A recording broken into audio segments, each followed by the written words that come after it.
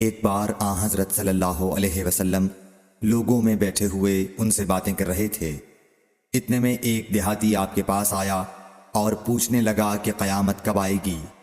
آپ صلی اللہ علیہ وسلم اپنی گفتگو میں مصروف رہے۔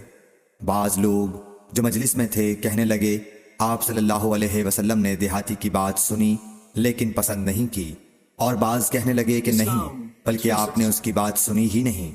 جب آپ اپنی باتیں پوری کر چکے تو میں سمجھتا ہوں کہ آپ صلی اللہ علیہ وسلم نے یوں فرمایا، وہ قیامت کے بارے میں پوچھنے والا کہاں گیا؟ اس دیہاتی نے کہا، حضور میں موجود ہوں۔